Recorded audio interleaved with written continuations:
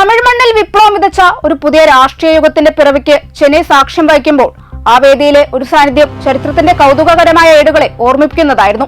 തമിഴ്നാടിന്റെ മുഖ്യമന്ത്രിയായി വിജയ് സത്യപ്രതിജ്ഞ ചൊല്ലി അധികാരമേറ്റപ്പോൾ മുൻനിരയിലിരുന്ന അത് സാക്ഷ്യം വഹിച്ച രാഹുൽ ഗാന്ധിയുടെ സാന്നിധ്യം കേവലം ഒരു രാഷ്ട്രീയ മര്യാദയല്ല, മറിച്ച് കാലം കാത്തുവെച്ച ഒരു കാവ്യനീതിയുടെ പൂർത്തീകരണമാണ്.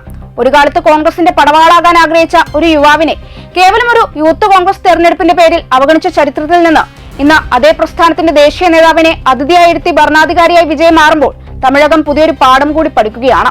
2009 യൂത്ത് കോൺഗ്രസ് ഭാരവാഹിയാകാൻ നിർദ്ദേശിക്കപ്പെട്ടപ്പോൾ ഉണ്ടായ ആ അകൽച്ച അന്ന് കോൺഗ്രസ് നേതൃത്വത്തിന് ഒരു സാധാരണ സംഭവമായിരിക്കാം. എന്നാൽ അന്ന് വിതച്ച ആ അവഗണനയുടെ വിത്താണ് ഇന്ന് ദളപതിയെ തമിഴ് രാഷ്ട്രീയത്തിന്റെ സിംഹാസനത്തിൽ എത്തിച്ചിരിക്കുന്നത്. പാർട്ടിക്കുള്ളിലെ ഒരു ചെറിയ പദവിയിൽ ഒതുങ്ങാൻ വിസമ്മതിച്ച വിജയ് ഇന്ന് തമിഴ്നാടിന്റെ വിധി നിർണ്ണയിക്കുന്ന മുഖ്യമന്ത്രിയായി മാറുമ്പോൾ രാഹുൽ ഗാന്ധിയുടെ സാന്നിധ്യം ആ മാറ്റത്തിന്റെ ആഴം വർദ്ധിപ്പിക്കുന്നു. ഇത് വെറുമൊരു അധികാര കൈമാറ്റമല്ല, തന്നെ നിസ്സാരക്കാരനായി കണ്ടവർക്ക് മുമ്പിൽ ഏറ്റവും വലിയ ഉയരത്തിൽ നിന്നുകൊണ്ട് വിജയ് നൽകുന്ന മധുര പ്രതികാരത്തിന്റെ കഥ കൂടിയാണ്. തമിഴ് രാഷ്ട്രീയം ഇന്ന് ചർച്ച ചെയ്യുന്നത് വിജയുടെ ഭരണത്തെ മാത്രമല്ല, മറിച്ച് കാലം കരുതി വെച്ച ഈ അവിശ്വസനീയമായ തിരക്കഥയെ കൂടിയാണ്. പിന്നീട് സ്വന്തം രാഷ്ട്രീയപാത രൂപീകരിച്ച വിജയ് തമിഴക വെട്രിക്കഴകം രൂപീകരിച്ച് തമിഴ്നാട് രാഷ്ട്രീയത്തിലെ ദ്രാവിഡ ആധിപത്യത്തെ വെല്ലുവിളിക്കുന്ന ശക്തിയായി ഉയർന്നു. ഇപ്പോൾ കോൺഗ്രസിന്റെ പിന്തുണയോടെയാണ് TVK സർക്കാർ രൂപീകരിച്ചിരിക്കുന്നത്.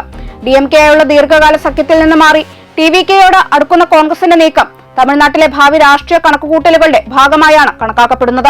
ചെന്നൈയിലെ ജവഹർലാൽ നെഹ്റു സ്റ്റേഡിയം വേദിയായ സത്യപ്രതിജ്ഞാ ചടങ്ങിൽ രാഹുൽ ഗാന്ധി വിജയ്ക്കൊപ്പം നിൽക്കുന്ന ദൃശ്യം ഇന്ത്യൻ രാഷ്ട്രീയത്തിലെ വലിയൊരു മാറ്റത്തിന്റെ സൂചനയായി വിലയിരുത്തപ്പെടുന്നു. 92 മണിക്കൂറിനുള്ളിൽ ഭൂരിപക്ഷം ഉറപ്പിച്ച വിജയ് സിനിമാ സൂപ്പർ താരത്തിൽ നിന്ന് ഭരണാധികാരിയിലേക്കുള്ള അപൂർവമായ രാഷ്ട്രീയ ഉയർച്ചയാണ് സ്വന്തമാക്കിയിരിക്കുന്നത്.